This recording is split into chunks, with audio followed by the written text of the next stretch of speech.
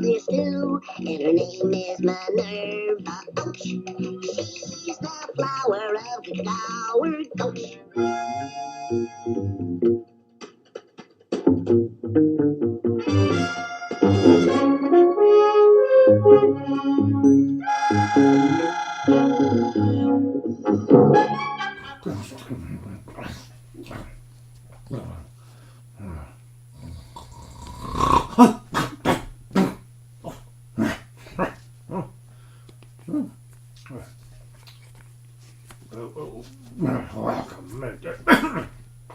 Welcome to the show.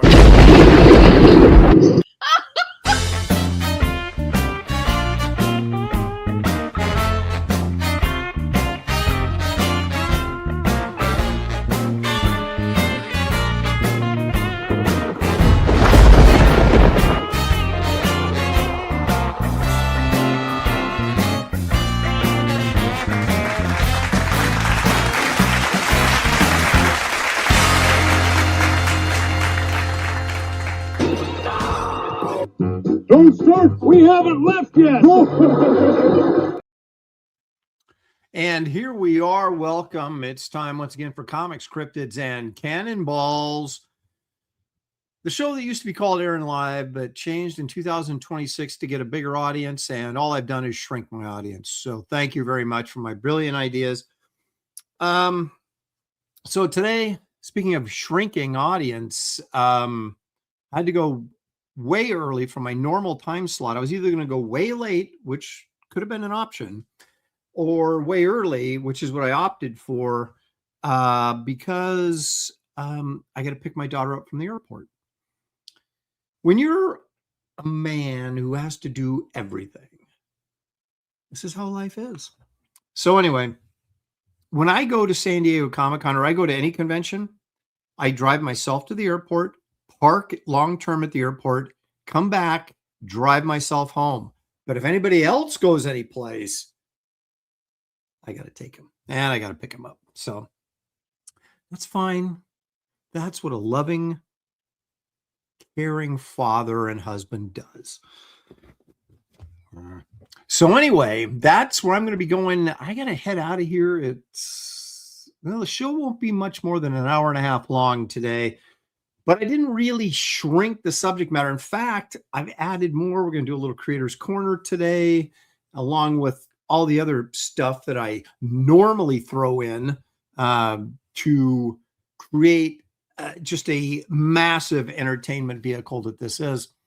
So anyway, by going early, I'm sure we'll have lower numbers, but that's why this show was made for reruns, baby. I'm like Seinfeld, just go into reruns and just keep churning in the cash. Yeah. Okay. So anyway, as I'm looking around this incredibly messy studio, I saw a video that Frank Cho posted on Instagram of he's like doing like a tour of his house. Apparently he did one of his studio. Then he's like you could see like, the living room in the background. He has a really big house, which wouldn't surprise any of us probably. He's very successful, so why wouldn't he? But it was so orderly and clean. And I was just like, what's that even like? And then you think, did he clean his house just for the video? Or is it always that clean? Is his studio always that organized and clean? I mean, mine is a freaking mess. From what little you can see here, it should tell you the entire story of what a colossal mess this studio is. And then by extension, much of the rest of the house is in disarray a lot of the time. But we move forward. Such is life. Let's take a quick gander at who may be joining us on this early. Not a lot of people. It's early. I get it. That's fine. Creative Faye is here. Pastmaster Dan joining us. Pastmaster Dan posting photos that he claims were apparently taken by Bigfoot of me, kind of switching the roles a little bit there, which I guess is possible. Even though I do work on the second floor, so it'd be kind of hard. Bigfoot have to be really tall or maybe he's standing on the fence and then that boosts him up enough to get a shot in my window. I don't know. But stranger things have been known to happen. Creative Fae brings us the sad news of the Northwest Museum of Comic Art, unfamiliar with this place, is closing down at the end of June. They currently have a Will Eisner Spirit exhibit happening right now. You know, comics is in a sad state right now, unfortunately. I just don't think enough people care anymore. And it's tough for guys like me, or even there's younger people like Creative Fae. She's seriously younger than me. You know, we grew up on comics because there wasn't a lot, people my age grew up on comics because there wasn't much alternative. You know, there was very little on TV. There was no video games. And we went to the movies, of course, but comics were a cheap form, and they're not cheap anymore either, which is part of the problem, I think. But they were like this great little escapism. You know, I could spend a couple dollars a month and get a ton of books for 25 cents a piece or whatever, and read these stories and kind of get enthralled in the, you know, the ongoing sagas of different heroes and stuff. And the, you know, imagination would run wild. And, you know, and not only from a commercial standpoint was it great, but it's an American art form, you know, and you'd think there'd be a little bit more appreciation for it, but we were never able, or have been yet, to be able to really escape this idea that normies have of comics, that they're just, this is kids' fare, and if you're an adult and you're still reading comics, you're somehow immature or there's something wrong with you. And yet you look at Japanese culture, anime, and all that kind of stuff, where you have the whole culture reading these stories. And we always talk about, well, it's you know, it's not a diverse enough subject matter. There's not enough of this, not enough of that. I just think there's this stigma, this dogma over comic books, because when it was introduced, it was kids' fare. It was cheap throwaway stuff to get kids to get, you know, spend a dime, then 12 cents, and 15, then 20, and 25, and so on and so forth, on cheap entertainment for the kids. I think probably when comic books really got introduced to Asian culture, they probably introduced them as adult fare. And so therefore they never had that stigma they had to overcome. And it's like I was talking with, I don't know, probably David Williams about, you know, you break into comics, you can break in like Art Adams, for example, right? Who is, you know, took everybody by storm, and they looked at his stuff and said, oh, this stuff is cool. And so then guess what? Art Adams, or Arthur Adams, excuse me, Arthur, is cool until he dies of old age. Okay. But then if you break in, like, say, someone like, I don't know, me, who sucked and was lucky to get any work at all, it's really hard to overcome that label. Even if you do become better, because people have it ingrained in their mind. And so it's just an uphill battle for comics. But you know what? We're the stalwarts. We're going to keep pushing. We're going to keep trying to maintain that by creating quality stories and entertainment for folks just like you. And I do appreciate you guys being here, and I appreciate you supporting my projects like Barbaric Adventures, which you'll find a link located in the, do you like that segue? How I just smoothly just went right into that? You'll find a link in the description of this video, along with one pinned near the top of the chat. In this YouTube video, also on my profile page on X and on Instagram. So how about that? That was a long kind of soapboxy sort of thing when I was just kind of going through the chat. But I guess all that to say, I'm not surprised that the Museum of Comic Art is closing. It's unfortunate, but not necessarily surprising. And, you know, yeah, I'm not going to, it's unfortunate. Leg Kick is here because Leg Kick is always here. You know, Bisley, every time I see Leg Kick's name, I think of something that I can't remember. I think of Washington State SummerCon. And of course, Creative Fae there all the time too. But for some reason, it's like Leg Kick, because I think Leg Kick was the first of the chat to ever come up and say anything to me at the very first SummerCon that I did. So that's why I kind of associate him with SummerCon.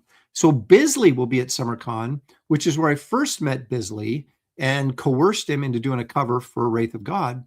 And I actually owe him t-shirts. So now I can just bring the Wraith of God t-shirts and hand them over to the Biz Man, and not have to mail them to jolly old England. Okay. Again, that's a really long story that was zero payoff. Pantheon is here. Matthew Muma joining us. Best Age Comics is here. Marcus Killigrew, he's a purveyor of all things pop culture knowledge. Steel Rage joining us. He says, I used to be 6'2", sadly not anymore, shrinking. I am too. It really pisses me off. I am now, well, okay, here's a weird thing. I went to the doctor and they measured me at like 6'1.5", and I've been 6'2.25" like my whole life. And I'm like, surely I have not lost 3/4 of an inch at age 62. But I started thinking, well, maybe I have, and I was just kind of frustrated. And then I would, every time I went to the doctor, I'd get measured again, and it would be the same thing. I'm like, what is going on with me? Well, my last trip to the doctor I wasn't even there for, actually, it was, I think it was one of Shelley's appointments. And I'm so obsessed with this now that I saw one of the measuring things. I said, will you measure me? And they're like, well, it's not even your appointment. I go, I don't care, just measure me. They measured me, and I came out to 6'2". And I'm like, what is going on? So now I'm going, okay, I'm still 6'2". I may have lost 1/4 of an inch, but at least I'm still 6'2". And I'm gonna hang on to that. Because the thing is, I went to a doctor's appointment pre-COVID, so 5 or 6 years ago, and I was still 6'2.25". And I was like, how did I lose like practically an inch in like 5 years? That seems ridiculous to me without really any sort of major back trauma or anything. So I don't know. I think the scales are rigged. Maybe, I don't know. Something's not crazy going on there, but I'm hanging on to that 6'2" as long as I can. Marcus Kilgrew says Seinfeld is life. It really is kind of, you know what I've discovered that I just find is hilarious is those Jiminy Glick interviews. I couldn't stand Martin Short for the longest time. I used to think, I didn't think he was that funny on SCTV when I was younger. I felt he was kind of a spaz, but he was never really funny. But after watching him on Only Murders in the Building, I sort of became a fan of him because I thought, he's actually a pretty decent actor and he's actually pretty funny with the right material. And then I started finding these Jiminy Glick videos he did where he's in the fat suit and he's interviewing celebrities. They're freaking hilarious. And I suddenly have this great appreciation for Martin Short now as being a really major comic talent that somehow I just missed in my younger self. So there you go. I don't know what it all means, but there you go. Eric Boyd Creations is here. Brobarian 69. How about that? He says, load your cannonballs. I feel like I'm not holding up my end of the bargain. Since I renamed the show, I don't dish out that many cannonballs. But it seems like on Graybeards, my draw stream on Wednesdays, I unleash tons of cannonballs. It's almost like the smart aleck, I almost said smart ass, but I thought I probably shouldn't. So I guess I just did, didn't I? Is that like the Knights of Knee, the knights who say knee and they say, there's only one word we can't say. And they go, I said it. I said it again. I said it again. It was the word they couldn't say. But anyway, so it's almost like those people left this show and went over to Graybeards. And here everybody's just kind of nice and civil. So I don't really have to cannonball anybody that much. So I don't know. I feel like I'm not really living up to my end of I changed the title and then it becomes a calmer, gentler show. I don't know.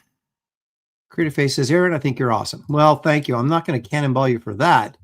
Matthew Muma says, Aaron, you don't suck. I appreciate that. Phil Diaz is in the chat. He says, don't worry. I think you're cool, Aaron. Well, Phil will actually be on the show in a couple of minutes. He's got yet another book out. He's really producing. You got to give him credit for that. Spaceman is joining us. Angela Curry, there she is. Calmer, gentler, but grumpier. Can you be calmer, gentler, and grumpier? I think it's possible because I think I'm doing it. Angela, if you come to SummerCon, you know I'll be looking for some chocolate. So it's Angela Chocolates Curry joining us in the chat. Although she lives out in Ohio now, I believe. So it's probably very difficult for her to make it to SummerCon. But, there's just a certain expectation. I'm not saying you have to go. What I'm saying is if you do go, I will be expecting chocolate. I think that's fair. There's D Whams. Now, David Williams, once again, goes and sees a movie that practically everybody in this kind of comics sphere, if you will, can't stand. He-Man. And David likes it. So, and I have read like reasonably decent reviews on it. So it makes me think I should go see this. I was never a He-Man guy, right? So I don't have a dog in the fight. So I'm not going to go there and go, oh, they ruined my childhood dreams. Because I don't care. I don't care about He-Man. I'm just going to go. And I really don't know anything about He-Man other than He-Man and Skeletor and the whole gang. But I don't know what's going on. So I'm just going to go and see what I see. And then we'll see if David once again has lost his mind. Like he's a Zack Snyder simp. And I don't like Zack Snyder at all. So, but David defends Zack Snyder constantly. And so, is he just being a contrarian? Is he being a bit of a troll? Or does he really sincerely like this movie? Well, I'm going to go give you my 2 cents. Probably next week. I'll try and get out this week and see it. Marcus Killiger says, Andy Smith likes He-Man. The problem with Andy is, what you all have to understand with Andy is, Andy likes every movie. I don't think Andy has ever done a review where he said, this movie sucks. So I don't know if I can take Andy's word on anything when it's related to movies.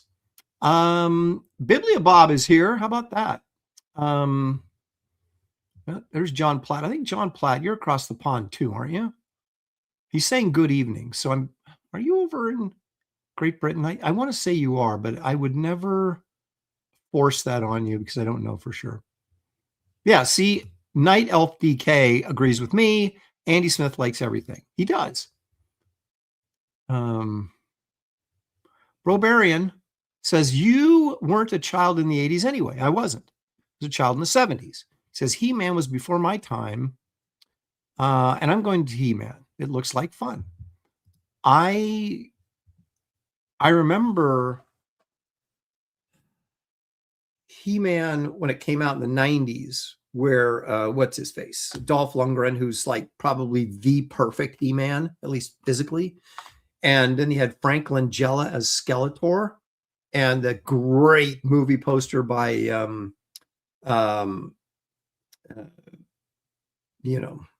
what's his face? And I was like, I really wanted to go see it, but I never did. Because once again, I was like, He-Man. It's like I just didn't get it, because I never watched it. See, Mickey, look at Mickey. Mickey's throwing shade at David. So I feel like we're going to have some combative stuff going on here. Save your money. He-Man is terrible. David, of course, trusts David Williams. Mickey has no taste in movies. See, it started. John Platt is in Northern Ireland. How about that? So it's probably about, is it like 10 or 11 o'clock there at night right now? I think it is. Pastmaster Dan says, I'm liking Spider Noir. So am I. I am watching that. Yeah, Drew Struzan. I don't know why I couldn't think of that. Yeah, so Drew Struzan's poster of He-Man, that to me, you take Big Trouble in Little China and He-Man are like, I think his 2 best posters. He's got some great posters, by the way. Maybe an Indiana Jones poster. I don't know. You could rank in there, and what we should rank Drew Struzan's top 10 posters. Actually, you know what we should do? There's Brian Suddenly Old, by the way.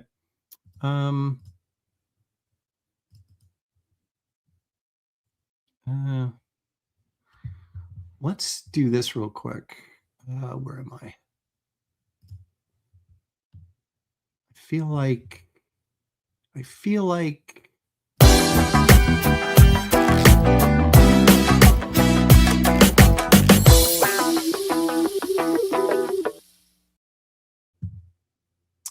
all right, it's time for this week's expensive comic of the week, which we're going to go and take a look, if I can find the right screen here.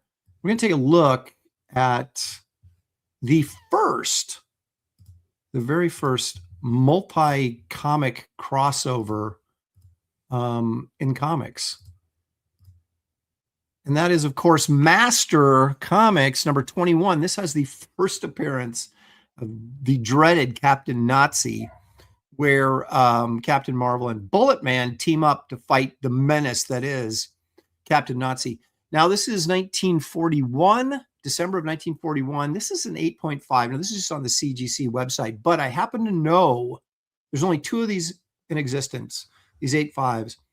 And I happen to know one of the people that owns an 8.5 of this, and that's Richard over at Bedrock City Comics in Houston, Texas. I have held it in my hands, and I wept. So it looks like a nice Mac Rayboy cover, although Captain Marvel looks a bit like C.C. Beck. So the question is, let's see. No, it's Mac Rayboy. So Mac Rayboy was kind of aping C.C. Beck's look for the character. There you go. So anyway, what this was this was part 1 of a 3-part story.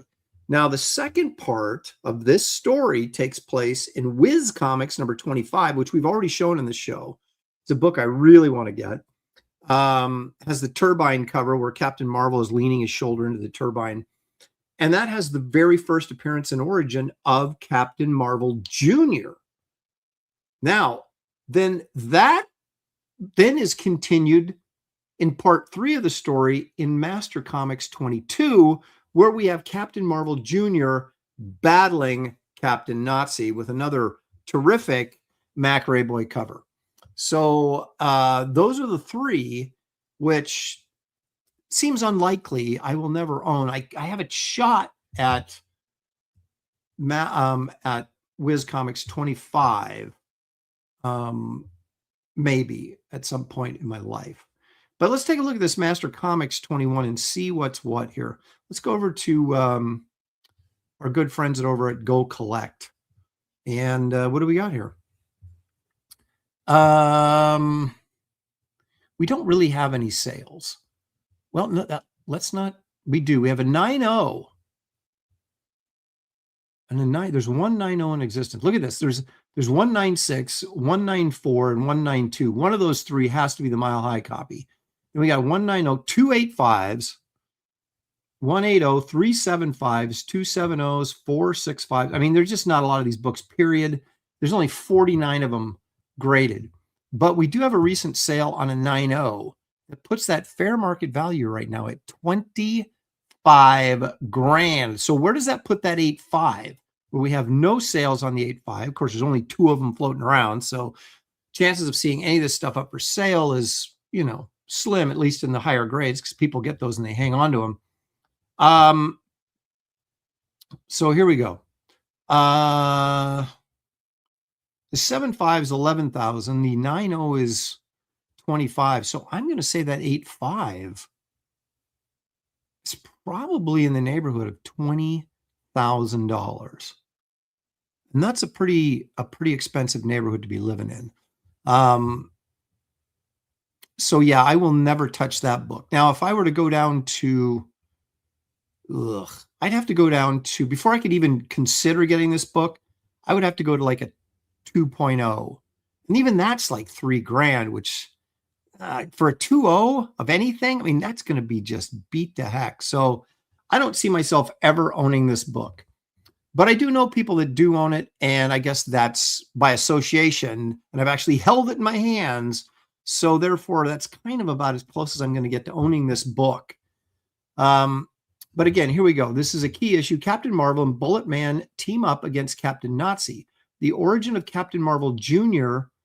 Oh, so it starts in this and finishes up in Wiz 25, because Wiz 25 is also listed as the origin of Captain Marvel Jr. My feeling is the way they're saying it is that the story starts here, but the origin's actually in 25.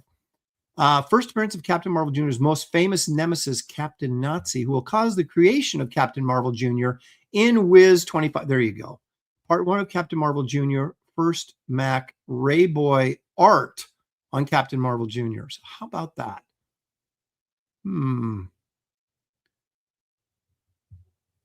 This is what I call quality comic book entertainment from the golden age of comics. And anyway, there you go. If you can find yourself an 8.5, you're probably going to have to dig into your wallet for about 20 grand right there. But great art, monumental golden age story. And there you go. I'll just keep dreaming.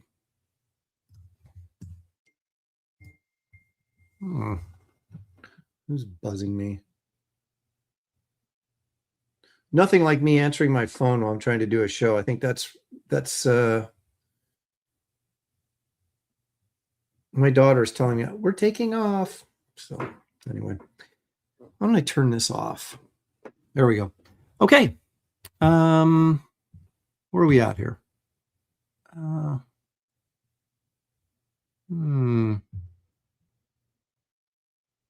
Stealth X5 says he's late. Yes, you're late, but that's okay. I'm early. So, let me see. So, ooh, Stealth for $2. I knew there was like a couple bucks out there that I could grab, and there it is. Says hello. Thank you, Stealth. Appreciate that very much. And yeah, someone, who is it?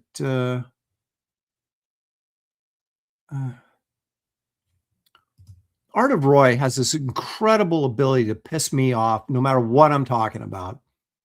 I'm telling you, man. Let's see.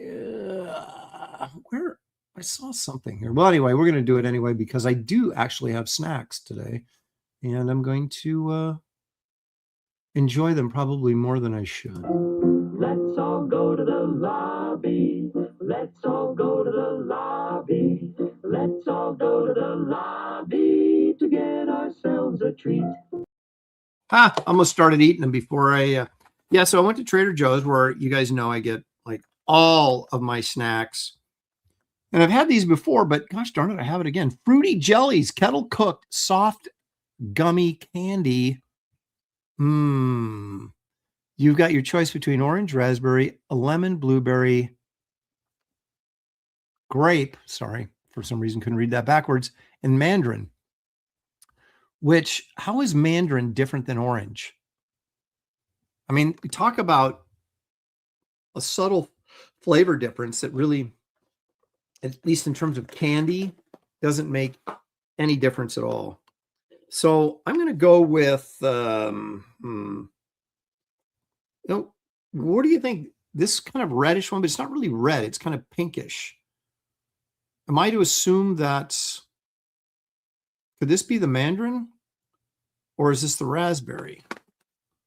Because there's a darker red right here. No, actually, it's the same color. Yeah, I bet this is the raspberry. Let's go with this.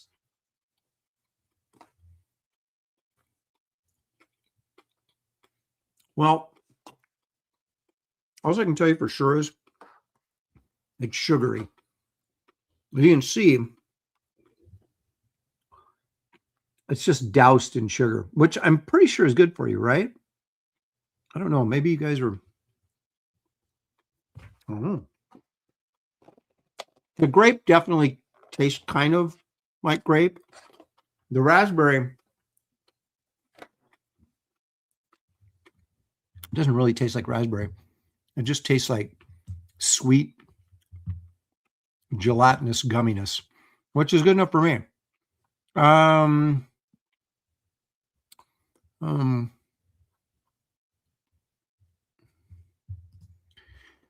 The boat guy says the e-boat guy says, thinking of sending a book out to be autographed. Never done it before. Can you suggest a good way to package it for the trip there and back. Yeah. If you don't have any Gemini mailers, which are built to ship comics in, those work really well. I use foam core, like 1/2-inch foam core, and it's super lightweight, but it's incredibly strong and not really bendable. And so, but it's kind of expensive too. So you're buying that kind of stuff. Cardboard, unless you're using, you have to find a stiff cardboard, like FedEx box cardboard is really firm and really nice. Costco boxes generally, or not Costco, Costco boxes are generally a little bit heavier. Amazon boxes are usually weaker cardboard, so I don't necessarily always recommend those. You want a heavy cardboard, so you're going to bag and board it. And I would put 2 boards in there, not just one. I'd put 2, and then you could put it in a 9x12 envelope with a couple of pieces of cardboard around it. It probably would be okay. And, put the old do not bend on there, because they will bend it unless you absolutely make sure that they are not bending it. Unless you beg them not to bend it, then they will consider not bending it. If all you got is cardboard, make sure you've got at least 4 pieces. So like 2 on the top, 2 on the bottom, and then double board it in a bag. And then it makes it easier if you have a Silver Ages bag instead of a current bag, because those bags are a little bit bigger, then you can put like a couple boards in there. And understand also that when you tape the whole mess together with your cardboard and everything, the tighter that tape job is, the stronger that's going to make the cardboard, okay? Because the idea is you take a couple of separate pieces of cardboard that aren't all that strong by themselves, but you bind them together super tightly, and they're much sturdier. So there's a lot of ways you can do it, but don't skimp on the cardboard, because you don't want your book to get damaged. And 9 times out of 10, they will damage it. They, being the post office, will damage it if they can. So there you go.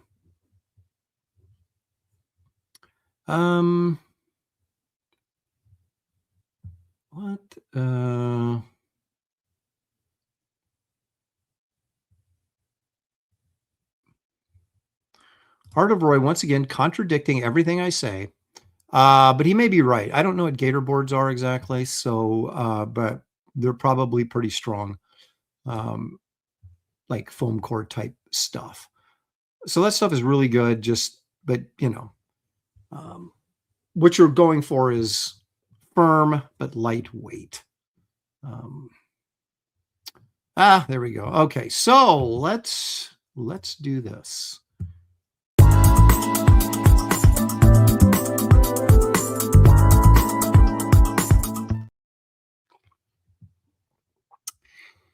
It's a guy we've had on before, and here he is again because he has yet another project rolling. Please welcome Mr. Phil Diaz to the show. Hello. Phil, what is up? Thanks for having me, Aaron. Everything is up. Lots of stuff to do. I'm actually getting ready for Heroes Con next week, so I'm doing a bunch of printing tonight. Is Heroes Con is that the 18th? Weekend of the 18th? The 12th through 14th. Okay. Because I'm doing Summer Con in Puyallup, Washington, which is on the 18th. So I guess Heroes Con is the week before Summer Con. I'm always interested when Comic Cons will like run concurrently. I know, it's the worst. And I just wonder, is that the best idea? But two opposite coasts. I miss not being an East Coast guy because there's so many good shows on the East Coast that I just don't go to anymore because I want to fly cross country. Have you been to Heroes before? Yeah, a couple times. So I went once when I actually was living in Oregon, but I was much younger. And traveling was fun and exciting. And then when I was working at CrossGen in Florida, it was just, it was a quick flight up, to North Carolina. Yeah. And so I went there a couple times when I was at CrossGen, but I don't think I've been back since. So it's been a while.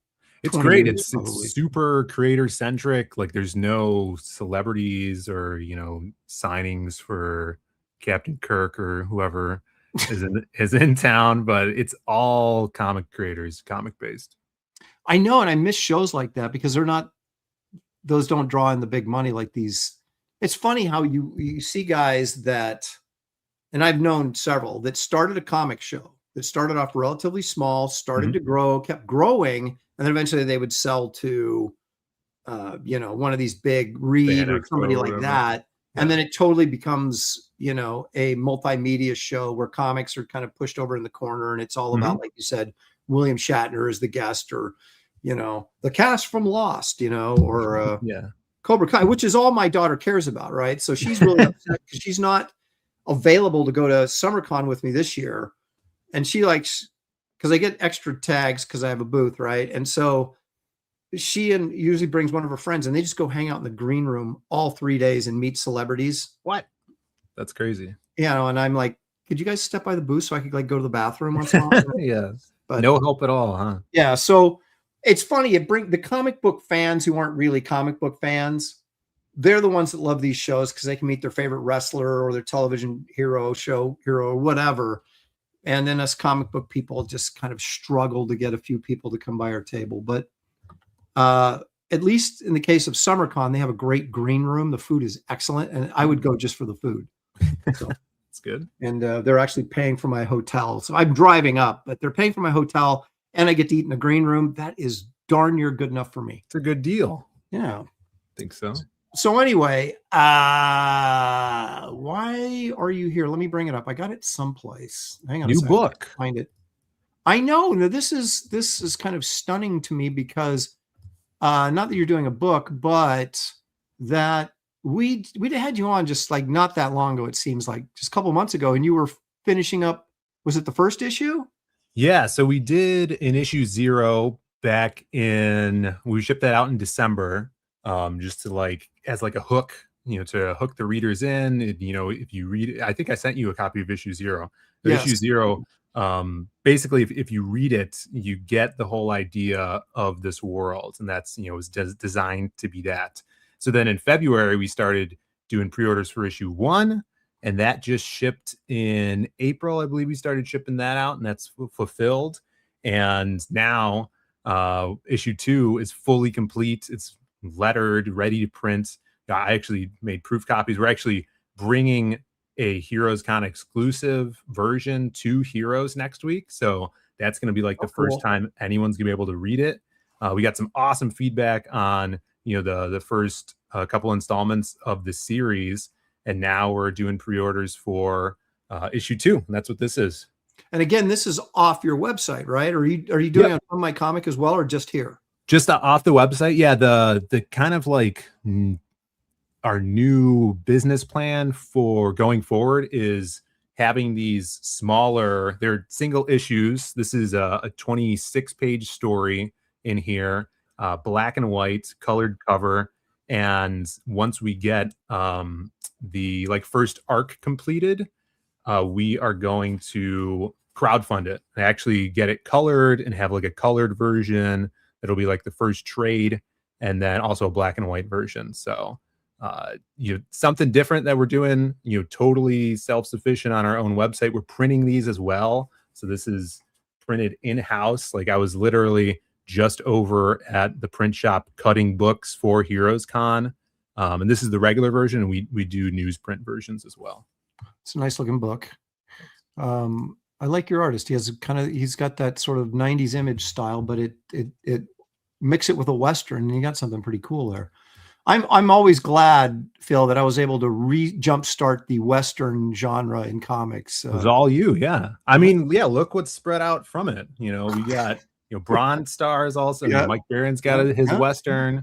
I heard that DC is their next level initiative is bringing back Jonah Hex, so that's coming soon. I think next year sometime. Yeah, well, I'm going to take credit for all of it, whether I deserve it or not, because why not? Yeah. Okay, can I, let's see, can we do this video here? Yes. I forgot, I got to bring up the screen again. Yeah, and that's, you know, kind of, I mean, I'm editing these trailers together, and it's double the work now because we're doing single issues. So every issue, I'm gonna have to do a trailer, but it's super fun.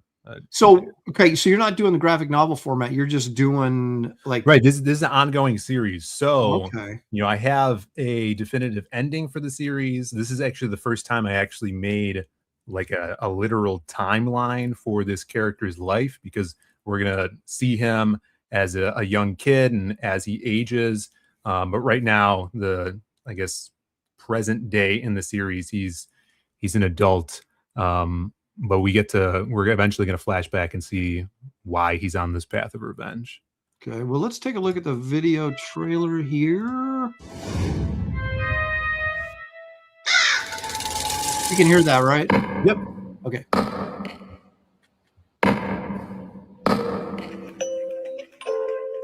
When you wish upon a star, doesn't really matter who you are.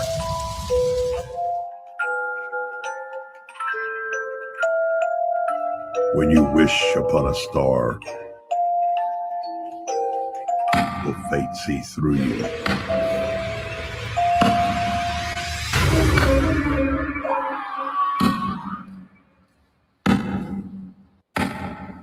Find out in issue 2. So we're getting a little weirder in this one. We're definitely hitting the weird Western with a capital weird. There you go. Okay, so what can we say? What do you got going on with this campaign here? So yeah, so this is running until August, and then I think August 6th is the last day. Then we're gonna pull down the variants, or I guess the main cover, the black and white cover, because whenever we reprint these or print these like when it's not during a campaign, the newsprint edition is the kind of like forever edition. So yeah, we'll start shipping out in August, and yeah, here's some beautiful freaking art. This is the interiors, really some of the examples from this issue.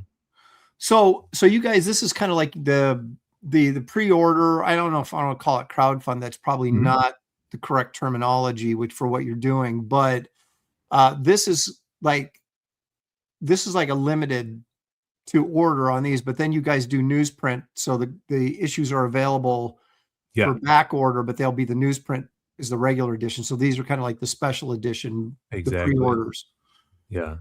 Yeah, I wouldn't call it really crowdfunding either. That's why, use the pre-order aspect, because it's done already. We've paid for these out of the money we've made on previous campaigns and, going to cons. So we're recycling those funds back into this series. And in fact, I started working on this series years ago. That's why we're able to, put these out so quickly, because before I even announced it, issue 0 and 1 were being produced.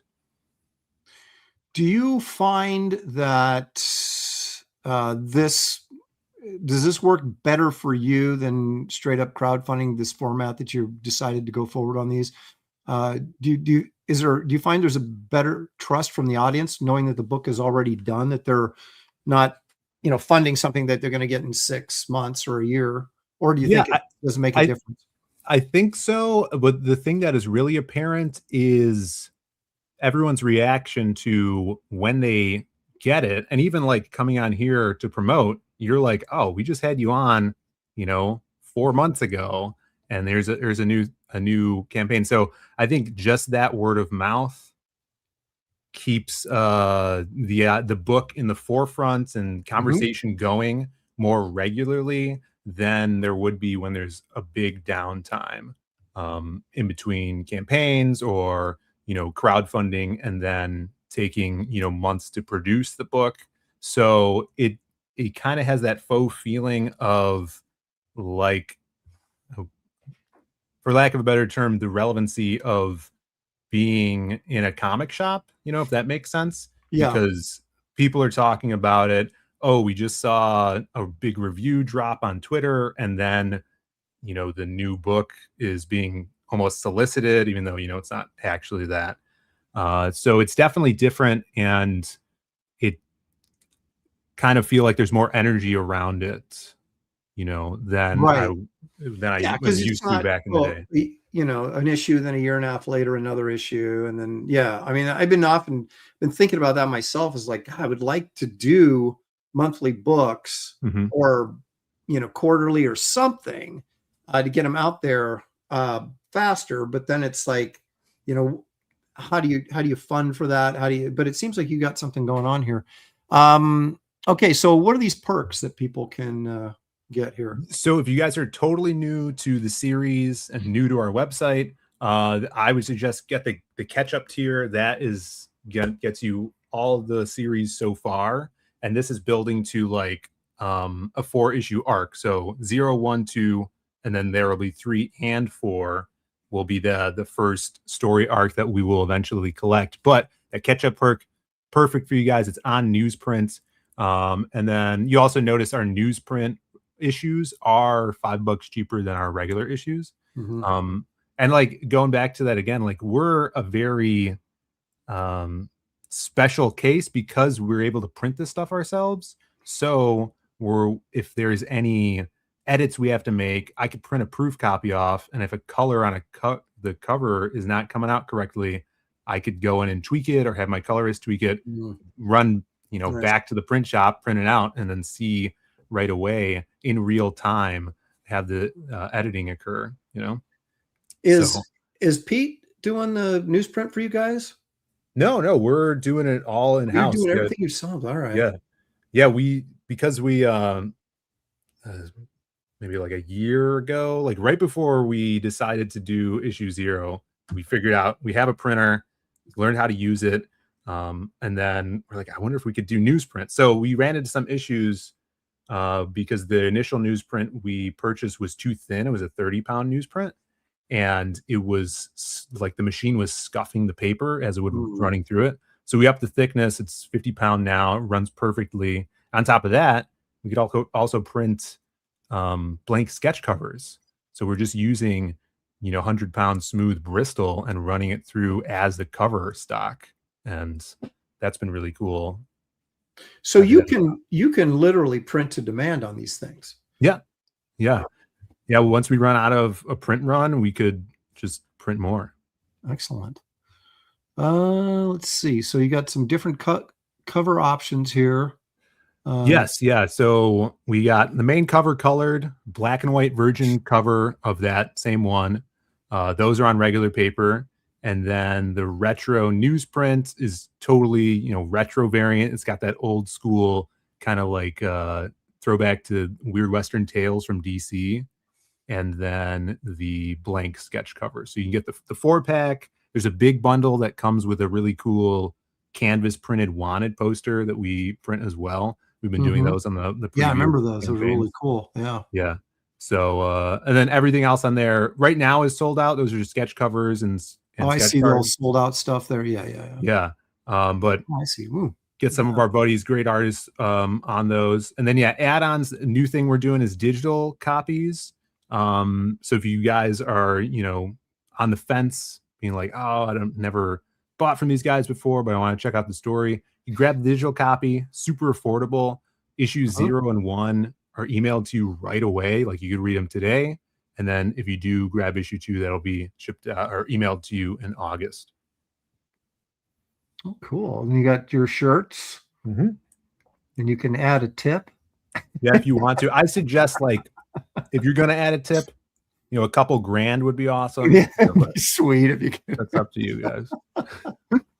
And then you've got your down here your just a little synopsis. If you guys, if it's the first time you're hearing about this, it's a revenge spaghetti western tale, a mix between Once Upon a Time in the West and a Brothers Grimm fairy tale. That's the way I put it.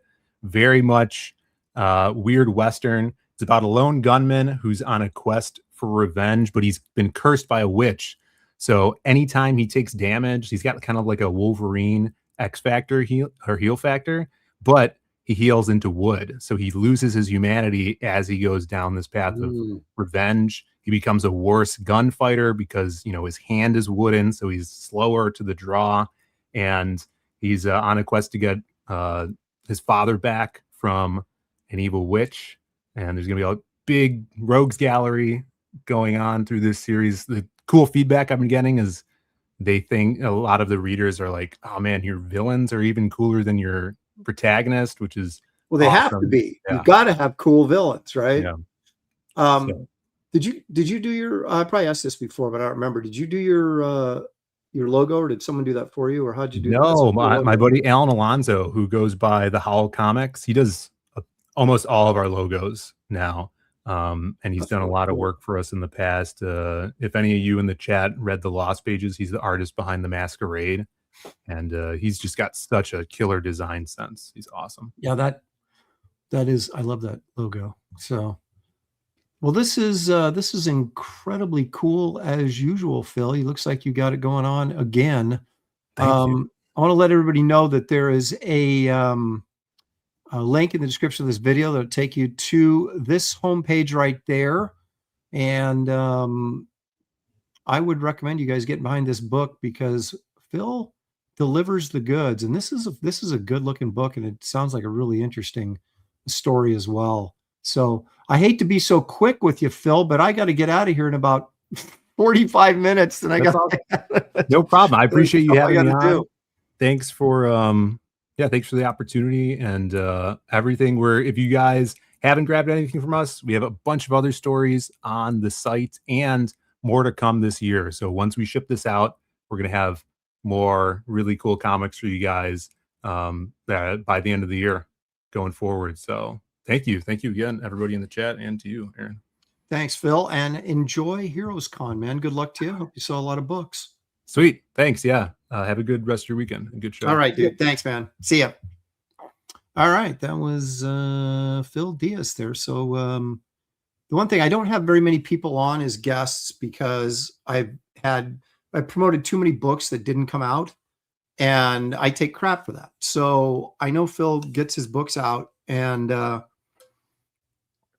you can look at it and say, hey, that's something I really like or not. But that's kind of how I do it. I was going to present it to some of the, at least I know they're going to get you the book. So, and this looks like a really quality project. So you guys keep your eye on that. Like I said, the link's in the description of this video.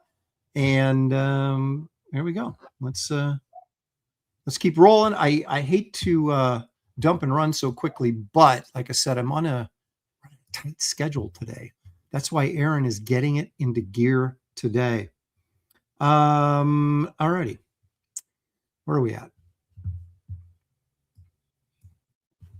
I should plug a little bit of Barbaric Adventures. This is my book that is not finished, but we're working on it. And it is still available on Indiegogo. Now, I know I've been teasing for a while that, let me walk over here real quick. I've been teasing this cover, which is exclusive for a Kickstarter campaign, which I have not got up yet. You're probably saying, Aaron, what the heck is your problem? I have all my friends, right? My artist and writer friends are like, Aaron, you should do this. Aaron, you should do that. Aaron, why aren't you doing this? Aaron, you should be doing this. And I'm like, I can only do so much because I am truly a one-man show. And I'm just finishing up the last page to the second issue of Zorro Legacy #2, which I'm doing for Alien Books, which will be distributed through IDW, which I took in October of last year thinking, because I had a gap. And I thought, well, I'll just do this miniseries during this gap. And then when I launch Barbaric Adventures, this will be out of the way. That's not what happened. It took forever to get the script to the second issue. And so then, of course, it comes down right when I'm doing Barbaric Adventures. So I got that done. And then I'm going full Barbaric Adventures now. I have been working on Barbaric Adventures, but just not as many hours a day as I would have liked. So, yeah. And Zorro Legacy comes out, I guess IDW is distributing it, and it comes out in July. So we'll see how that goes. Anyway, so Barbaric Adventures, what is it? You guys all know what it is, but I'm going to tell you anyway. It's kind of a throwback to 1970s It's so me, isn't it? Savage Tales type magazines, right? My story is more of an Edgar Rice Burroughs type thing, where you've got this guy who goes through this dimensional portal looking for someone, and he runs into cavemen and dinosaurs, and of course, cave girls that look a lot better than the cavemen do. I can actually explain that, and it is explained in the story. Excuse me, but I'm not going to explain it here. You have to read the book.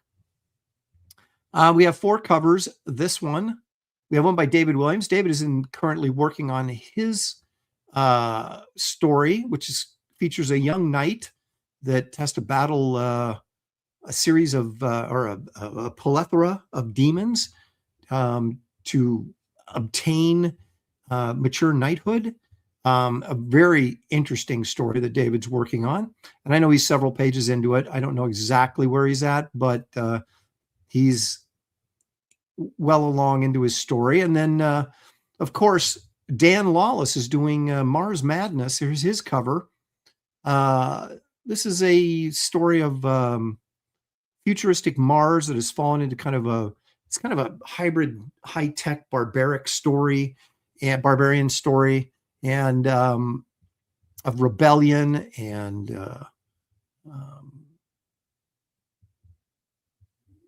well, what do I want to say? I used to have this stuff memorized. Why am I so lame on it? Let me read it here real quickly. It's Dan Lawless takes us to a futuristic Mars where a high-tech society has fallen into savage chaos, and one man must fight to survive in a now barbaric world. You know the thing. Don't get me started on Indiegogo, but I'm going to get started. This is not updated correctly. Now I have to go back in and fix this. Gosh darn it! But anyway. That doesn't affect your ordering, but just the stuff I revised some of the stuff, and for some reason it's not showing like it should be. But anyway, here's a couple. Oh, I'm sorry. And Joe Jusko also gives us a cover. So there's 4 cover options. If you look to the right there, you see that 4-pack plus. That's all 4 covers plus the sketchbook, the Barbaric Adventures sketchbook, all for $105. And that's a $120 value. So you're saving $15 by getting all 4 rather than buying them individually. So we have great cover art on there. And look at these interior pages. This is by me for my story. You can see the ink wash. All the stories are going to be black and white, but with ink wash.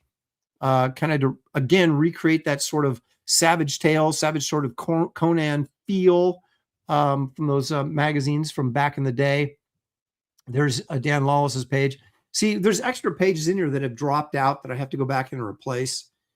Indiegogo, curse you. Anyway, but lots of good stuff here. This is the Barbaric Adventures portfolio, 4-print, signed portfolio by me in an illustrated envelope, but you can only get that. And this cover, this is as you can see it, the actual cover is behind me here on the easel. And this is a color rough, but that gives you an idea of what it might look like, hopefully. And this cover is only available in the Big Barbaric box along with that portfolio. So there's a couple extra items in the Big Barbaric box that you can't get individually. Barbaric Adventures sketchbook. There it is, 32 pages, 8.5 by 11, signed by me. We get this wonderful snow hunt print featuring Freya the Ice Princess and Yeti Hunter. There's actually a small preview story in this magazine as well by me that will feature her. So you got the first appearance of all these basically characters and stories, as well as Freya. This makes this kind of like a hot collector's item. So don't miss out. If you haven't backed it, please consider doing so. This is all sort of like original art and stuff that's available on the campaign. You get down here to the not the rewards, which are basically the perks. There's the 4-pack plus we talked about. We have the shot glass. You can get cover A, cover B, cover C, cover D. They're not in the right order, but you get the idea there. You can buy any of the covers individually if you want, or you can get all 4 of them together in the 4-pack plus. You can get Barbaric Adventures with the sketchbook, with the sketchbook and the print, and all of those will save you a little bit of money if you bundle like that. And there's the Big Barbaric box that we were talking about. that features all 4 covers plus the extra cover, the 5th cover, which I'm working on. There it is, right behind me. And the portfolio that's only available in the Big Barbaric box, along with the print, the sketchbook, and the shot glass. So you get everything on the campaign page, plus some extras. That's $185. It's normally would be $210 if each thing was sold separately. So then we got a bunch of original art available. Some of it's still there, some of it's gone. And then, of course, the add-ons. You can add on Wraith of God, Kit Carter, Garbage Man, Power Cubed, any of the, if you want extra copies of the same cover, you can add on here, the Kit Carter sketchbook, Saved from the Trash, all sorts of stuff there that you can add on as well to the campaign, or pardon me, to your order. And we're diligently working on these to get this book finished as quickly as possible, even as we speak. So there you go. That is Barbaric Adventures, folks. And I'm talking kind of fast because I got to end the show early today. I don't want to make sure I get to everything. So there you go. Link is in the description of this video. And also you'll find a link pinned to the top, near the top of this chat. Also on Instagram profile page and my X profile page. There's a link there. And also on aaronlopresti.com, my website for books, original art, back issues. And there's also a link there to this campaign. So there you go. That, see, you can see it better now. That's the cover I'm working on. That's the 5th cover. Actually, it's the 6th cover. But this will be available only in the Big Barbaric box. Kind of a Doc Savage inspired cover. So there you go. Are you still putting this? I am. I'm hopeful now that the second issue of Zorro is done and I've got some breathing room that I can spend my evenings during the day working on Barbaric Adventures solely, and then in the evenings putting together that Kickstarter campaign and getting it up, because it's only going to be up there for 30 days. But yeah, anyway, there you go. The Beampad said, oh, Aaron was selling stuff, so I left, and now he's back. Good for you.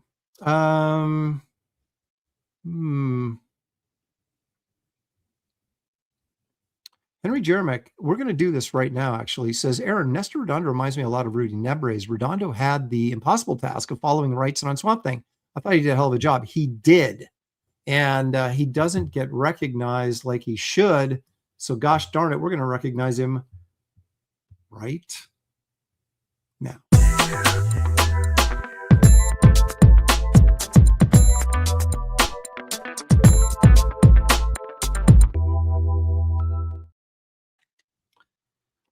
I'm going to eat another one of these jellies. I can't help it. These are so good. And usually I'm a chocolate guy, but I love chewy candy. Okay. Now, Redondo, I didn't initially do him on this series we've been doing. Look at this. Look at how many artists we've gone through. I still write. Isn't that cute? I still write everything out down with a pen. These are all the artists we previewed, plus the Silver Age artists down here that I didn't even list. Because I was looking to see, have we done Redondo? And then I looked and I said, no, we haven't. And I thought, well, because Redondo really didn't do a ton of covers. He was more of an interior guy, but he did do some covers. Like he did Rima, the Jungle Princess order for DC, but Hubert did the covers, which I thought was really weird because Redondo's a much better female artist drawing females than Hubert. And not that Hubert couldn't draw females. I'm just saying that they were much more elegant the way that Redondo drew them. So I thought it was kind of weird that he did not do the covers for that and that Hubert did. But let's get into the oh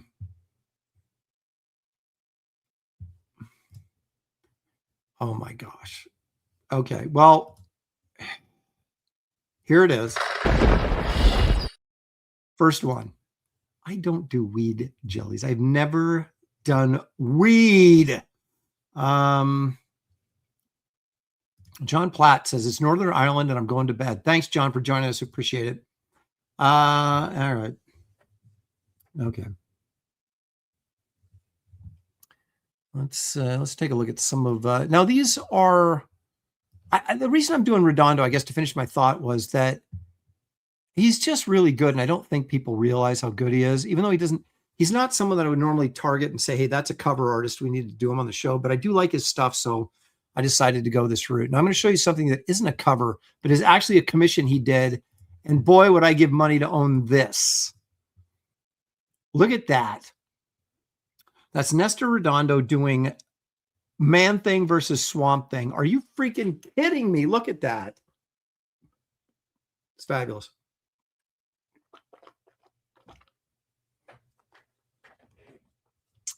Look at the vultures up in the tree. Look at this gnarly tree. Look at, man, that's such an interesting take on Man-Thing. And of course, he did Swamp Thing right after Wrightson, so he's pretty familiar with that character. This is, you know, there's a few commissions out there. There's one guy I know that has a kind of like a double page spread, Alex Nino zombie commission, like they're coming out of the grave and stuff. It's so awesome. It was like, okay, that's a commission I wish I had.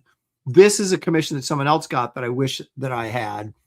And so I thought I would share it just because, as you know, I am a Man-Thing and occasional Swamp Thing guy. I like the Swamp Thing comic better, but I enjoy drawing Man-Thing more. You can read into that, I guess, anything you want. Okay, one of the things that Redondo did that maybe some people don't know about is he was an oil painter. Maybe that's acrylics, but it might be acrylics. But he was a painter, and he did Conan covers for like Conan Saga. Well, first of all, for Savage Sword, and then they reprinted him as Conan Saga. This is Redondo back in 1978.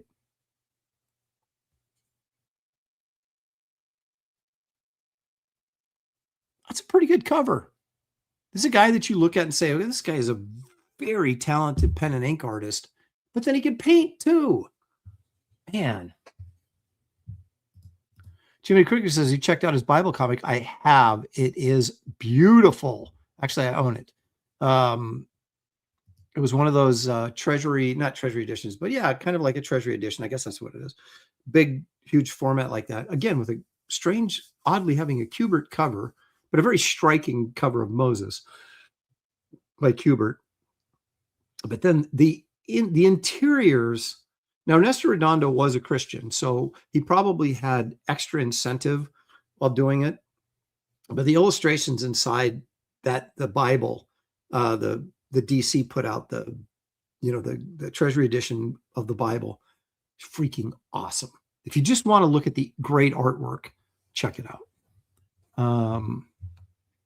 So anyway, there's a nice one. I'm going to jump around a little bit here. He did several Swamp Thing covers that I really like, and so we're going to feature all of them here, but here's one of them. I just like the large Swamp Thing in the foreground, figure in the foreground. I don't know that I'm compelled to read this comic based on the fact that there's some kind of John Carter guy shooting at Swamp Thing. It seems like kind of a weird combination of sci-fi, fantasy, and horror. But I still love that drawing of Swamp Thing. It's freaking awesome. Look at the shading, the line work here. It's just tremendous. Redondo is just one of those guys that for some reason just didn't really get noticed that much from just regular fandom. But his work on this book is every bit as good as Wrightson's was, but in a different way, right? Stylistically, they're quite different. But so it comes down to, whose style do you prefer? And most people obviously preferred Wrightson, and Wrightson, this is like Wrightson created the character, he set the standard, and then you bring in a really good artist to follow him, and it still doesn't matter because everybody just Wrightson created it, and this is the look. But Redondo did a heck of a job on this book. Now we'll jump back to Savage Sword. This is kind of a cool cover here.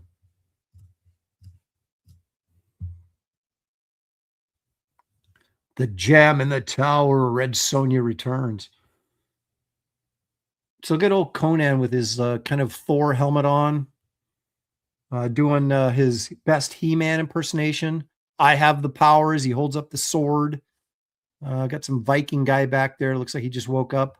Oh, and then you've got like skeletal dudes back here. Very cool cover.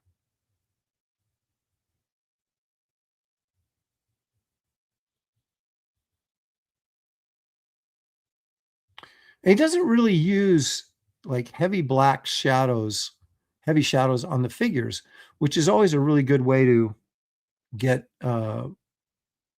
depth and contrast. But this works really well. I mean, he's got his lighting source from his sword here, and we're seeing that right here. And then as it kind of moves away, these kinds get dimmer. But again, very nice work.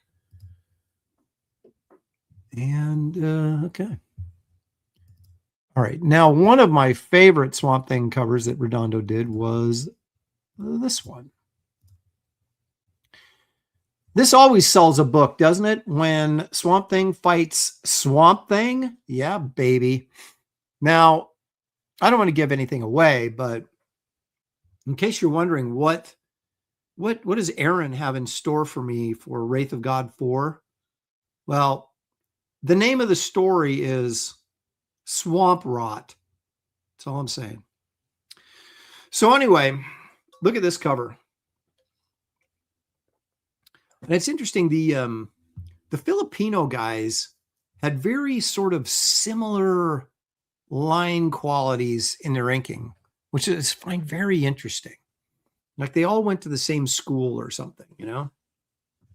They're different, but, you know, like Redondo and Rudinebres and Alcala and others, you kind of look at their line work and you can see the similarities, you know? Even with someone as crazy as Alex Nino, there's still some similar, you know, line qualities to how they inked.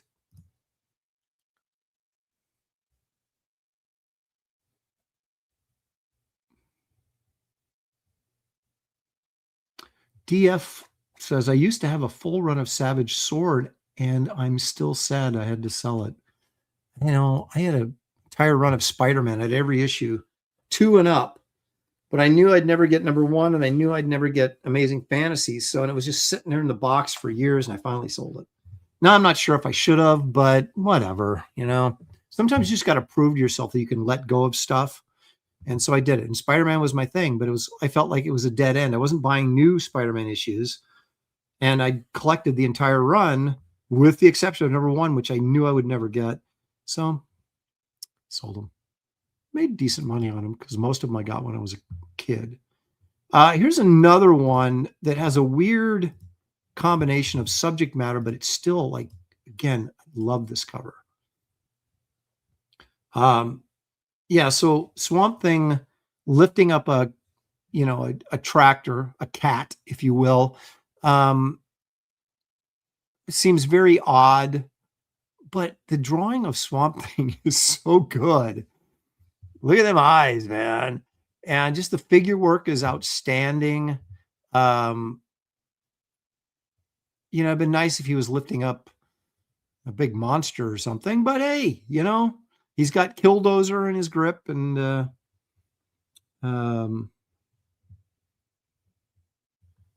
Randy Howell's quite correct. He says it's better than Spider-Man number 1. It's Aaron Lopresti's Barbaric Adventures. I can't argue with him. Dale A says I don't like it. You don't like this cover?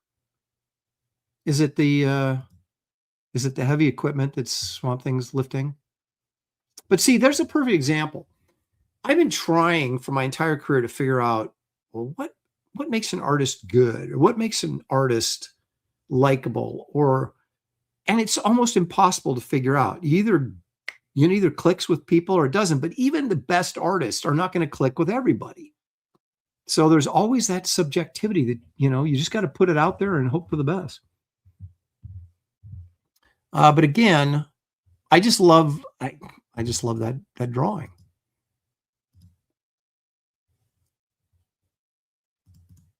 But wait, there's more.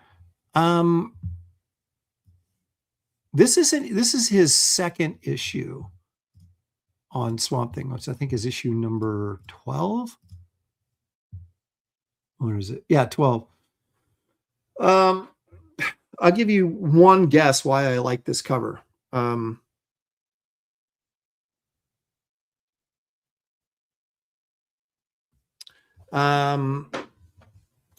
does everybody text me during my show? Of course, I'm early. Well, no, actually, I would have started my show by now anyway. Anyway, okay, back to this. I just love you got a big dinosaur type monster thing there that he's fighting with. Again, this is like really, was Len Wein still writing this? He must have been. But just goofy Swamp Thing versus dinosaurs. I mean, what's not to love? So anyway, again, another cover that I really liked, mainly probably because it was a dinosaur on it.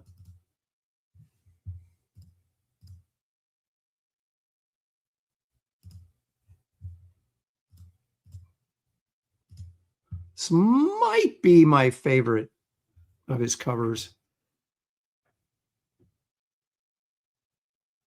Swamp Thing coming out of the grave. Are you kidding me? You got to think that maybe, well, I have to go back and read the issue. It's been so long since I've read it. Excuse me. But I wonder if this is just a cover he came up with and they kind of just used it, or if I can't remember if, Swamp Thing gets buried and, comes back or something. I don't know. But it's another great image. Okay, so here's a horror story. I've told this one before, but, we've always got maybe some new people trickling in. So when I was down at CrossGen, so this would have been early 2000s. So somebody had a Redondo Swamp Thing page up on eBay, and I was gonna get it, and it was one of those situations where I just forgot to go back and bid on it. I just forgot about it, and then I went and missed, and I was so mad at myself because it sold. It had a big Swamp Thing head on it, and some panel stuff too, but it was a nice page, and it went for $150. You probably couldn't touch that same page right now for less than $1,000. And oh God, I was so mad because it was sitting right there. I was watching it. I was going to go in and bid on it, and I would have paid a lot more than $150 for it at the time. So I think I would have got it. I could have got it, but $150. Ugh. What are you going to do? What are you going to do? Okay, now this one, here's a little special story attached to this one. Now this is a sad, tragic tale. Okay, this is again, I think a really cool cover. All right, so you got Conan here, nice big Conan picture. You got your babe down here, some Genghis Khan-like dude right here. You know who owned this original? Gemini Dragon says, yes, instead you bought pink shirts. Okay, there we go. That is for having no sympathy for my pain. Gary Martin owned this original oil painting, hanging in his basement studio back in the mid-90s. So you had his drafting table here, right over on this wall was that painting just hanging there. And then, of course, as all of us as comic book artists, well, not all of us, but most of us have those times of desperate struggling, he had to sell it. Oh, what an awesome piece. But I guess you look at it and say, well, you know what? I had it on my wall for several years, and then it just moved on to somebody else's wall. But yeah.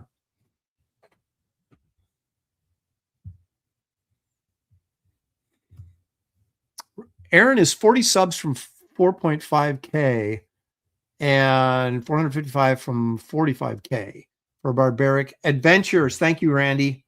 Yeah, I think I'm, let me see. I think I'm about $800 away from breaking even, because even the campaign is up to 45, almost 45K, but that's mostly shipping charges that have been paid. So I still need to make about $800 to break even. So we're still push Barbaric Adventures, baby, which is, it's just frustrating to me because I'm like, this is going to be such a great magazine or book. It's actually thicker than a magazine. It's a book magazine, however you want to call it. And, you know, it's really difficult getting momentum with it, but I'm telling you, you guys, it's going to be so freaking cool. Anyway, here you go. Enough of me whining and complaining, but there you go. So Gary Martin owned this, and it's, I don't know who has it now, but it's not Gary anymore, sadly. So there you go. There's just like a little review of some great stuff by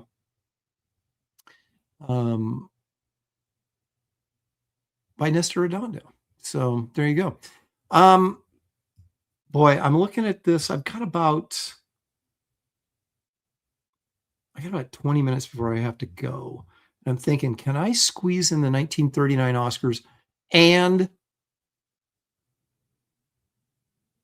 Bigfoot videos? I'm gonna go. I think I'm gonna skip the Academy Awards and go right to Bigfoot. And if we have time after Bigfoot, which I don't think we will, we'll do the Academy Awards, but I'll probably save them for next week, because let me just preview it by saying this. The 1939 Academy Awards had so many great films and landmark films that came out in 1939, but yet only one could win Best Picture. So it's one of those things where you look back, 80 years later, whatever it is, and you go, how in the world was that not the Best Picture that year? And then you find out what was, and you're like, oh yeah, because only one can win. But there's some really nice and some salty stories from Hollywood. But anyway, here we go.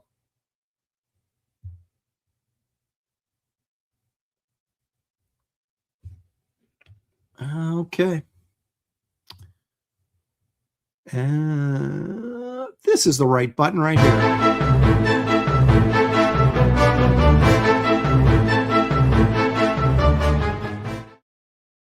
Yes, it is our continuing journey as we try desperately to find some real hard evidence to support their belief in Bigfoot. Is it just a legend, or is it really a creature out there that just is begging to be discovered and we just can't do it? Let's take a look at what we've come up with this week. Now, sadly, I'll just come right out and say this. I titled this clip the Patterson-Gimlin with AI. So clearly I don't believe this is real, but it's real good. So that's why we're going to take a look at it. Now, you guys correct me. Maybe this is authentic and I'm just a cynical jerk, but you guys tell me what you think here. I'll tell you what I like about this. Look at that face. I love that face. Okay, that's one of the best Bigfoot faces we've shown on this show. Okay. Okay, so what's the problem with this? Now, I always complain, the videos are not, they're not clear enough. They're always fuzzy. Well, this is pretty clear, right? And you sit there and look at this and look at the little, like, he's got like bugs or something on his back, like right in there and stuff, and or wood chips or something. So the detail's really nice. The way he's walking is really nice. Look at that face. I love that face. That is a Bigfoot face right there. Okay. So what's the problem? Okay. The problem is, one, why is he turning to look? You know? And then the other problem is the telltale glitch in the film right here. See that? Right there. Which leads us to believe this was artificially created and then edited together. And the lighting is good, don't you think?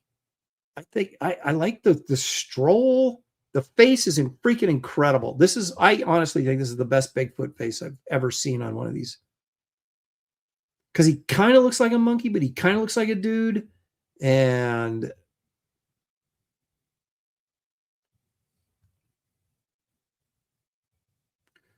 so that's what these guys, one of the biggest telltale signs for fakery in these movies is those glitches, those editing glitches that you would think these guys would be better with. Right there. See that jump? The jump cut right there. So he's got different things. He's piecing them together and they didn't match up quite right. I do like this though.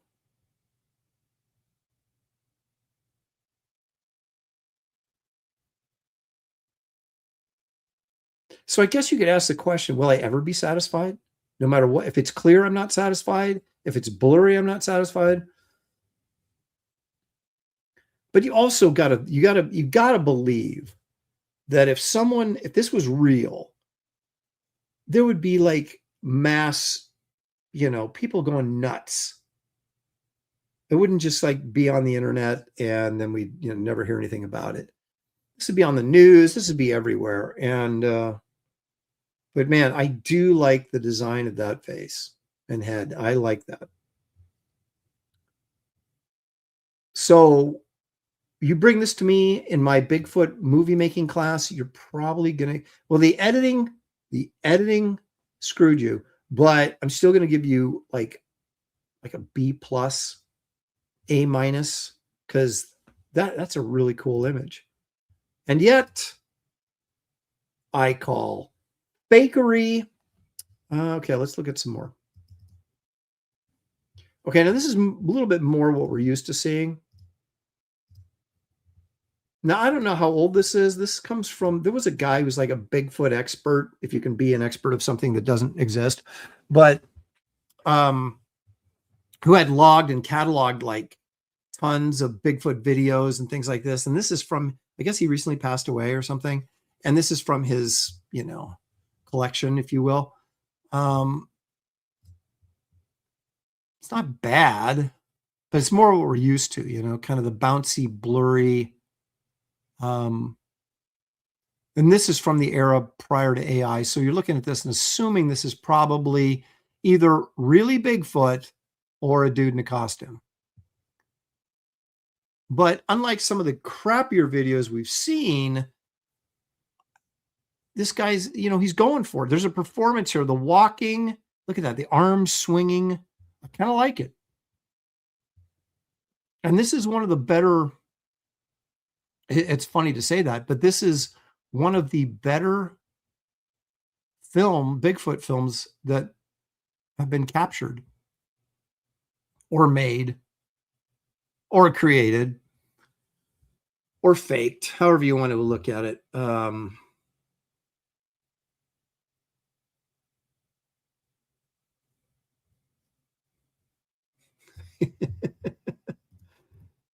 Jim says, looks like the guy's having a real problem walking in the monkey suit. It could be itchy. It could be wool and itchy. That might be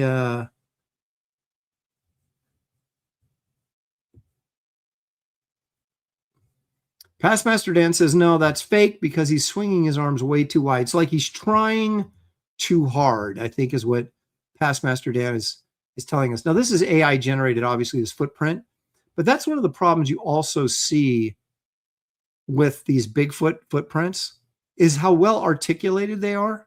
Like if this thing is walking through the mud, that mud would be sliding and the toes would not be all, you know, perfect like that. They would be, it'd be smeared through there. So, but this is AI created, so I wouldn't even, but I always have a problem with that. Like they do these castings with these feet, right? These footprints, and they're like these perfect, like almost cartoon feet. And you're like, come on, man.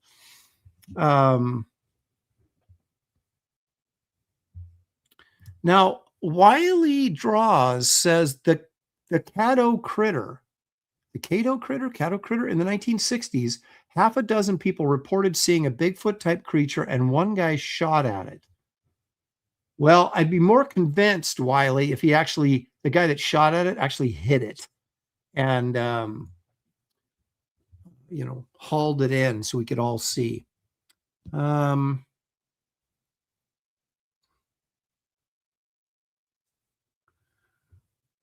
Angela Curry says, that was so fast. Were they all on crack? That is another good question. Well, of course, everything goes by so quickly that because the longer you linger on it, the more you can figure out what's wrong with it. Or is she talking about the Bigfoot walking? Is he on crack? The Bigfoot is like, this is like when you know you're close to a bathroom and you really got to go. And it's like, I got to get there or I'm going to have a problem. And so, but you don't want to look like you're running, but you're walking like super fast. Or if you've ever been to Comic-Con, when they open the doors at San Diego and they say, please no running in the hall, people walk like power walk because so they're practically running, but they're not running because you get busted if you run. So they just power walk like Bigfoot there. Okay. And let's see what else we got here. Okay. Now you guys may remember, we had a Bigfoot video that I called the Bigfoot hippie. And he looked like just kind of a drugged out hippie with a beard, like in somebody's wheat field or something. He sat up at night, you know, and it was like, that's a hippie, man. That's not Bigfoot. Well, here we have Bigfoot hippie part 2. Now, I don't know that this is the same instance, but it's a similar one where we have a very hippie-like Bigfoot character hanging out in the weeds. He's right there. He is.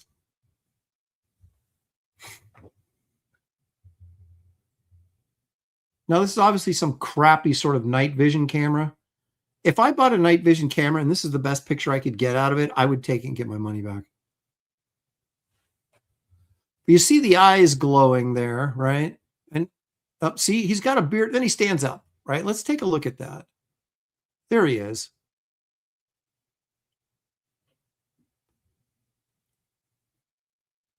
So this is either like superbly crappy AI or a guy in a suit and really blurry night vision camera.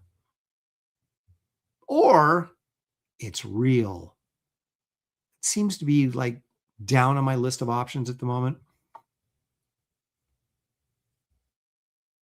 So he's looking.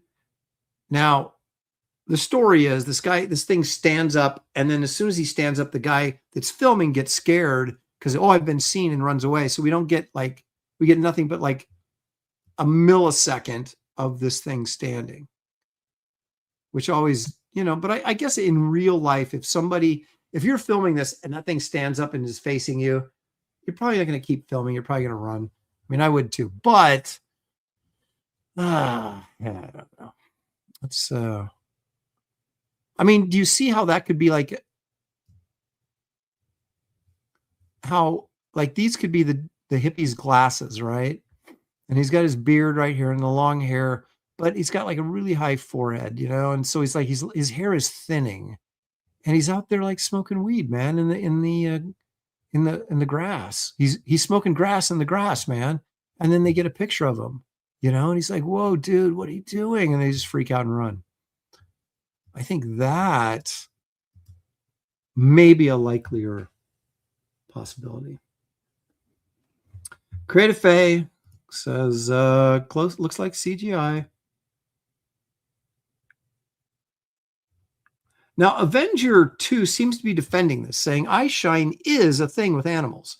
Anyone that's owned a cat or dog has seen this with their pet or family member. That is true. Angela's like, that is so legit. So maybe I'm wrong.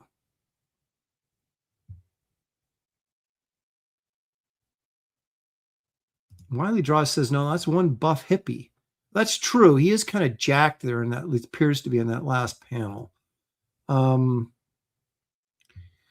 Maroney says, is it Kelsey? No, see, Kelsey, we know Kelsey's not that jacked, so that can't be Kelsey.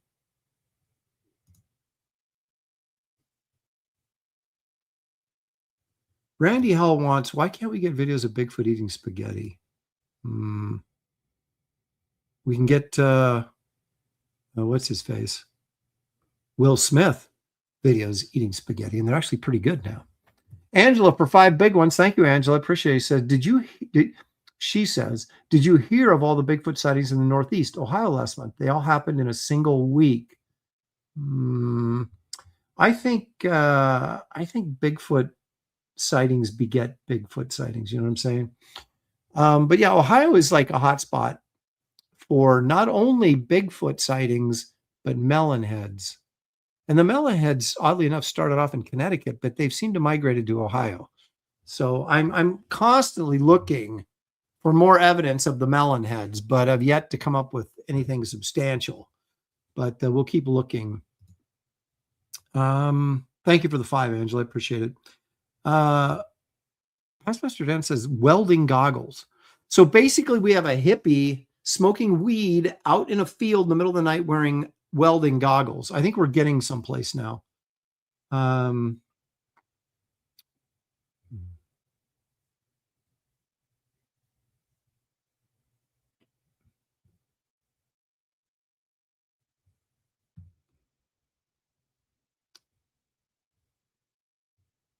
See, Avenger 2, now apparently I gave you too much credit. Said, Angela's being sarcastic, Don Lopez. I know Angela's being sarcastic.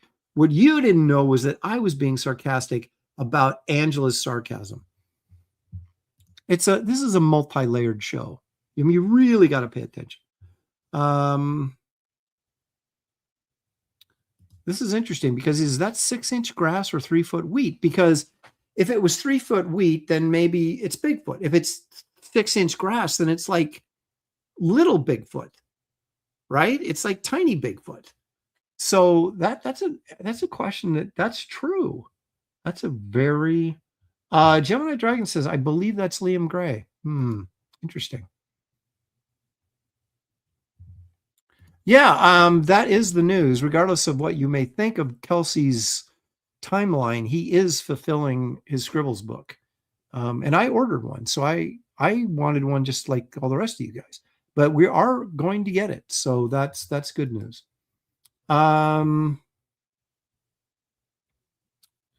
Says the sightings have made the news in Ohio, but do they have any good video though? Let's see here. Okay, now see, here's Avenger 2 now saying that throwing it back on me, that this is just me being grumpy when he clearly missed the sarcasm from me. So I think being falsely blamed like this, accused, if you will, demands retribution. There you go, Avenger 2. I think that's probably your first cannonball.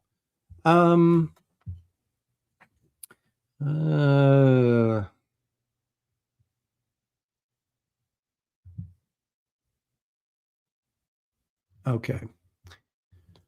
Now we got discussions on Ohio and Cleveland and all that kind of stuff. So anyway, is it Bigfoot? Is it a hippie? We may never know. Okay, now here's something that is so freaking ridiculous, but good, that I got to show it to you. A gigantic Yeti-style creature is staring at him. Wait a minute, why am I getting volume here? I'm not supposed to be getting volume. Then it puts a hand on his chest and turns away, slowly disappearing behind the other side. All right, let me try this again, because I don't want to get dinged. Why is it still going on? Where the heck is that coming from? Hello?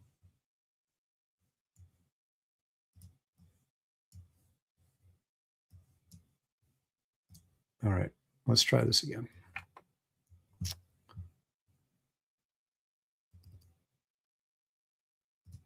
Okay. I will plug Maximum Fear website though, or YouTube channel, because he collects these videos and I steal them from him because I'm too lazy to go collect them from wherever he's collecting them from. So if you're into this stuff, you can give him a look. All right, here we go.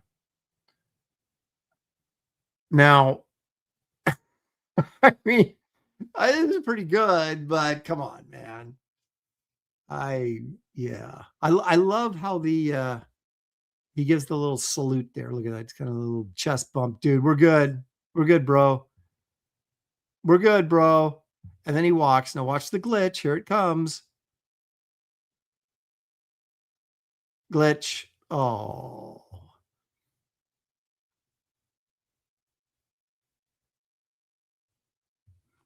Yeah, he totally went peace out on the guy. He's like filming him. He's like, dude, peace out, bro.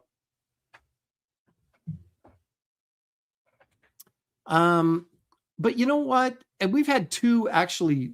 This is a good looking video. And so was the first one. And it's kind of like, this is what AI is doing to us. We don't know the truth. How can we find the truth when everything on the internet is a lie, except this show? This show is all about truth. I love this video though. I love how he does the kind of the peace out thing, taps out. It's like, yeah, it's cool, bro. And he heads off. And then he glitches, letting us know that once again, bad AI editing. Yeah, sequential treasure is right. That's just Bigfoot showing the love.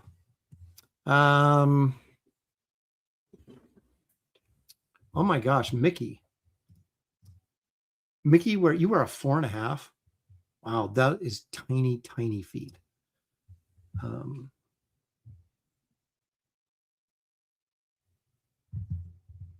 Matthew Mumas says that should have been in Star Wars. That's a snow beast.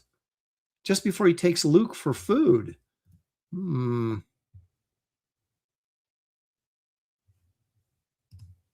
Has Aaron seen anything to convince him? Nothing yeti. Oh, Lord. Boo! Okay. Let's see what else we got here.